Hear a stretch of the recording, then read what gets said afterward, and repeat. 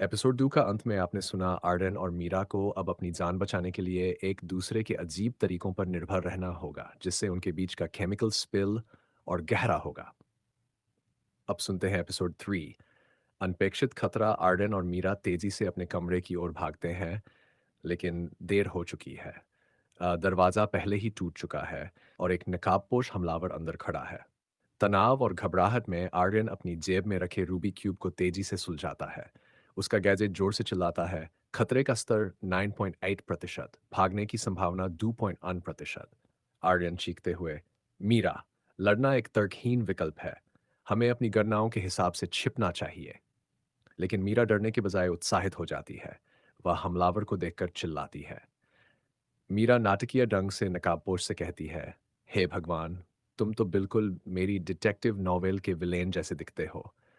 क्या तुमको पता है, उसकी कहानी में उसका अंत बहुत बुरा हुआ था। हमलावर उनकी बातों को अनसुना करता है और सीधे मीरा की ओर बढ़ता है। जब हमलावर मीरा को पकड़ने वाला होता है, तो आर्यन का जीनियस दिमाग काम करता है। वह अपने सभी डेटा को भूल जाता है और पहली बार मीरा को बचाने पर ध्यान केंद्रित करता है। आर्यन तेजी से अपने गैजेट को कमरे के पुराने रेडियो से जोड़ता है और उसमें से सबसे बेतुका भयानक शोर बजाता है। शायद पुराने कार्टून का कोई अजीब साउंड इफेक्ट। आर्यन चीखते हुए कहता है, शोर यजिडिव डेसिबल पर सेट है। यह तुम्हारी सुनने की शक्ति को 60 सेकंड के लिए अस्थिर कर देगा। हमलावर कान पकड़कर पीछे हटता है। इसी बीच मीरा अपने पास की सजावटी मोमबत्ती उठाती है और उसे हमलावर के पैरों पर फेंकती है। मीरा बोलती है, यह लो। मेरे अंतर्ज्ञान के हिसाब से मोमबत्ती की सुगंध से तुम्हारी क्रोध की भावना कम हो जानी चाहिए। हमलावर फिसल जाता है और दरवाजे के पास पड़े टूटे बिस्तर के स्प्रिंग्स में उलझ जाता है। वह खुद को संभालता है और मौके का फायदा उठाकर भाग जाता है। हमलावर को पकड़ने के लिए आर्डन उसके पीछे भागता है, पर उसका पैर कारपेट में फंस जाता है और सामने खड़ी मीरा के ऊपर ही गिर जाता है।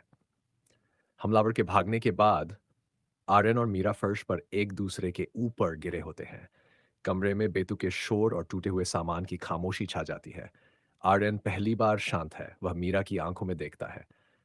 आर्यन हकलाते हुए कहता है, मीरा, तुमने तुमने उसे मोमबत्ती से मारा। यह मेरे लॉजिक के 99.9% के खिलाफ था, पर तुमने मेरी जान बचाई। मीरा आर्यन की आंखों में देखते हुए कहती है, और तुमने तुमने उस आदमी को कार्टून की आवाज से भगा दिया। तुम मेरे सबसे पागल सपने से भी ज्यादा अजीब हो, आर्यन। वे कुछ पल यूं ही देखते रहते हैं। आर्यन को महसूस होता है कि उसकी हृदय गति अभी भी तेज है, लेकिन अब वह डर की वजह से नहीं, बल्कि एक अलग भावना की वजह से है। आर्यन धीरे से गैजेट देखते हुए कहता है, मेरी हृदय गति अभी भी 90 बीट्स प्रति मिनट है। यह मेरे डेटा से बाहर है। शायद इसे ही तुम केमिकल स्पिल कह रही थी। मीरा मुस्कुराकर कहती है, शायद मेरे प्यारे जीनियस, अब तो तुम्हें मानना पड़ेगा कि दिल के पास भी अपना एक डेटा होता है। मीरा हल्के से आर्यन के गाल पर किस करती है और फिर शरारत से रूबी क्यूब उठाती है। मीरा कहती है, अब चलो मेरे साइंटिस्ट लवर, हमें पता लगाना है कि यह शैडो कौन है। अगली सुबह वे तय करते हैं कि उन्हें अब जासूस नहीं, बल्कि अजीब प्रेमी जोड़ा बनकर जासूसी करनी होगी। मीरा कहती है, अगर हम उन्हें यह दिखाएं कि हम बस एक अजीबोगरीब कपल हैं जो रोमांटिक छुट्टी पर है, तो वे हम पर शक नहीं करेंगे। आर्यन कहता है, ठीक है, हम एक ऑफिशियल डेट पर जाएंगे। मैं सभी प्रोज और कॉन्स की गणना करूंगा। मैं तुम्हें जानू कहकर बुलाऊंगा, लेकिन केवल पाइस बार। यह इष्टतम है। एपिसोड का अंत होता है जब आर्यन मीरा के लिए एक बहुत ही बेतुकी डेटिंग आउटफिट पहनकर तैयार होता है। एक पुरानी शादी की शेरवानी जो उसने अपने सामान में छिपा रखी थी। मीरा हंसते हुए कहती है, वाह मेरे दूल्हा जासूस, यह तो मेरे अनुमान से भी ज्यादा अजीब है। एपिसोड 3 समाप्त।